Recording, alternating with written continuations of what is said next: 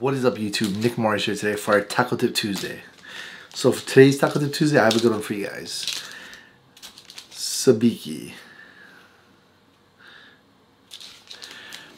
Everybody buys Sabiki to catch bait.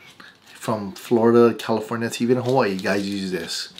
You can use this to catch a number of things, from Minpachi to Akuli to Opelu to Moana to anything on the reef will bite this, even bait fish. All around. They're cheap, they're fairly cheap. It's like $2.69. But you know what I mean? Sometimes you want different colors, you want to try different stuff. I'm going to show you today how to tie your own sabiki. So here we go, let's get to it. So to tie your own sabiki, the main thing you need is hooks. Start off. I use the Maruto Aji number 3. This is my preferred all-around hook for everything from small reef fish to akuli to everything else. Start with this. Some 20-pound leader. Some fluorocarbon leader. You know, sometimes you can go bigger, you can go smaller, depending on what you're trying to catch. If you're going for nighttime stuff, glow beads. You're going to need some of this Flashaboo stuff. It comes in all different colors. I mean, any color you can think of, it comes in. Some of that. One of the main things you're going to need is you're going to need some thread. I use red thread. You don't need this little handle thing, but I use it. It makes it a lot easier for me since I tie a lot of these. And you probably have to steal this from your wife. Fingernail polish. I prefer red. You can use glow in the dark, whatever the hell you want. This separator probably costs you 25 bucks, and you can buy 100 Sabiki rigs at least. This is the only thing you run out of, this and this. Once you buy materials, you can tie, I'd say, at least 100 Sabiki rigs. Damashi rigs in Hawaii is what we call them. I'm going to show you step by step how to make them, how I do them. Here is my disclosure. Not saying it's the right way, not saying it's the wrong way. I'm just going to show you how I tie my Damashi rigs for catching bottom fish, takuli to bait, and anything else. Sit back, here we go, and let's get started. So I'm going to tie a 4-hook rig, and this is my theory behind it. I will tie 4 different color hooks. I don't want any of them all the same, okay? And this will be like my test rig. If I'm trying to catch, you know, bottom fish, Moana, or if I'm trying to catch a cooler or something else, I'll drop down a branch line with a whole bunch of different colors, and we'll see what bites.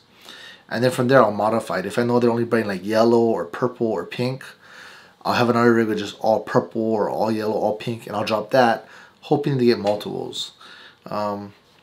So for the size hook that I'm using, these number 3 Ajis, they're very, very small. For my pinky nail, it's a little bigger than my, I'd say about the size of my ring fingernail, to give you a rough idea of size. So right here, I got about 8 or 10 strands of this Flashaboo stuff, right?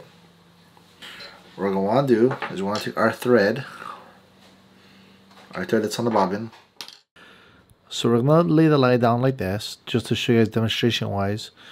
But when I thread it, I go through the front side, make a loop, and I come back through to the front side again. I'm going to put the Flashaboo through the loop, and I want to make sure I pull the Flashaboo to just enough that I want for the hook. That way I'm not wasting any of it. Once I get to the right length that I want on the Flashaboo, I'm going to slide the hook down to get it right up against the Flashaboo. I'm going to let the loose tag end of the line go. I'm going to pull it down a little bit, and then I'm going to pull tight on the longer line. And what I'm trying to do right at this point right now is I'm trying to snug the Flashaboo a little closer to the eye of the hook, but not covering the whole of the hook. Once I have it like that, I'm going to wrap it about 10 to 12 times around from the eye down. And as you wrap it, it'll actually wrap really, really tight right against the other pieces of line. The other piece of thread, actually. Once we get to the end, I'm just going to do a regular loop over.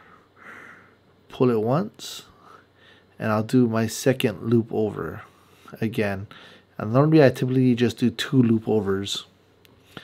I don't know the name of this knot, but what I forgot to show you, and what I didn't even do on this this batch of hooks I did, I got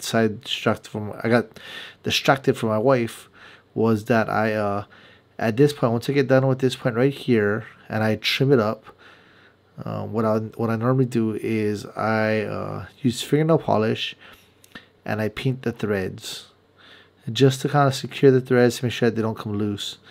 You don't have to paint them, but I prefer to paint them because they'll actually last a little bit longer. If you're going at nighttime, I would suggest using glow-in-the-dark fingernail polish just to get a little bit more glow.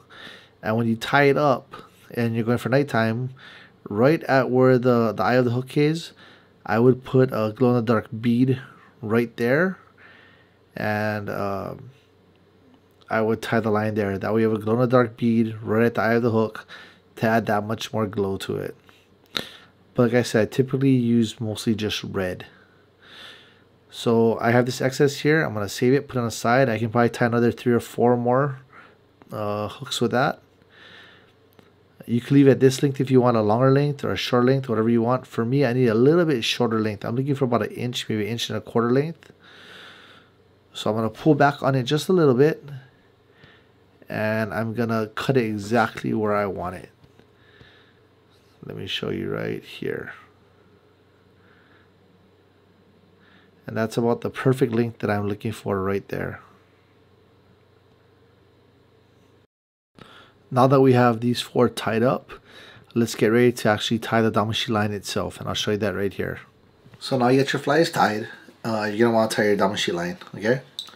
So for this, we're going to use 20-pound fluorocarbon, okay? You're just going to make a loop. Get your line, come around, loop, go around your finger 2 times. 1, 2. You get a hole like that. Put the line through the hole.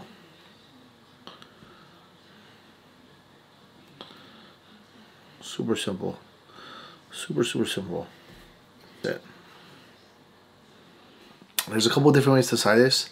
I'm going to show you what I use and what works best for me. There's no really right or wrong way, but I prefer using this method because it actually keeps my my hooks off my line, less chance of tangling. Another tip that I like to recommend is, normally I run between 4 to 6 hooks. I make them spaced about 14 to 15 inches apart. The reason being is I'm trying to cover more of a water column, trying to find where the fish are, and that's why I do it that way. So we're going to start from our loop, and from the other end without a loop, we're going to slide our fly that we just made all the way up the line, and I'm going to put it at about 15 inches, 14 inches from the top of the loop. And the type of knot we're going to tie right here is going to be a drop loop. I guess it would be a modified drop loop since I twist the line to make it stick out more. So I'm going to twist the line in the same direction with both my hands, and I'm going to pull the line out and keep twisting, and the goal is to get the fly at the very end of it. And we'll keep twisting and we'll pull out, twist some more, pull out, and we'll try to get it really tight, and that's going to hold that fly off our line. I tied it other ways in the past, and sometimes I got tangled, and for me I just prefer to tie it this way so I have less chance of a tangle. We're going to wrap the line, I'd say about 3 or 4 times around, and then through that loop we will put the fly. Again, this is called a drop loop, but I guess it'd be like a modified drop loop since we twist it first. If you look on YouTube, I'm sure you'll find a bunch of other videos that show you how to make drop loops. So pull it tight slowly. You can also lick it with your saliva to get it wet, make it slide easier. But you see here how it holds it straight up off the line, which is perfect, which is what I'm trying to go for. Now that we got all 4 of them tied up on there, like I said, typically I do 4 to 6, but we have 4 on this rig.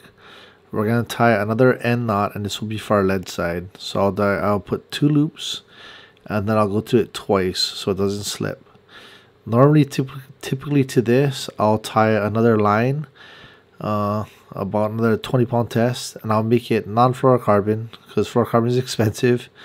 And I'll drop it down about another foot, 2 feet, and I'll tie my lead to that. Just to get the lead a little bit away from my lines. And that is it for that rig. So now we get it all tied up. What I like to do is go to Walmart, buy the pool noodles, cut them small, and like split it right down the middle. I don't go all the way through, but I go to razor blade, I make a loop around. And what I'm gonna do is I'm gonna tie the lead side to this first. So do is hold it up with your finger, right to the center loop, pull that line in, and just keep going around. Keep going around the hole, let it fall into that the little line that we cut. Your hook comes up, connect your hook to the side, keep going through.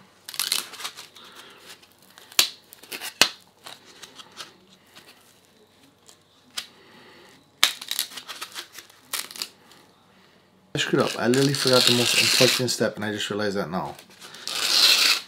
Not thinking, people. So you see how I have that, the top of the thread. I'm not going to do it for this one because I forgot, you know what I mean? And most of these rigs are only good for one trip anyway. But what I like to do is put a little dab of fingernail polish on there and let it dry to make the thread not unravel. Totally forgot to do it. But if you don't do at least two loops to hold that knot, it might come undone. But honestly, it'll be enough for one trip until like a predator comes and breaks your whole rig, so it doesn't matter. Or you just lose it from the fish breaking it. So that is how you tie a Sabiki or Damashi versus this.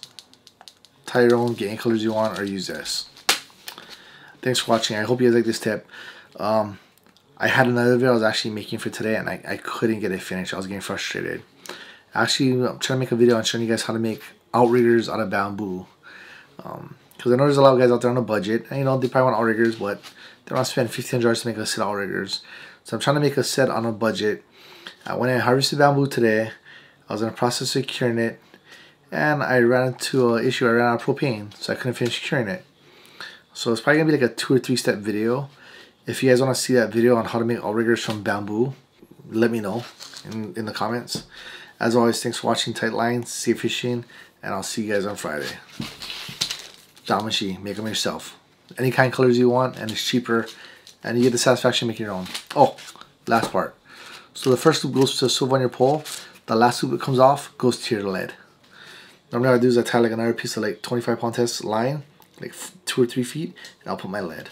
Alright guys, hope you guys like this video. Thanks for watching. As always, aloha.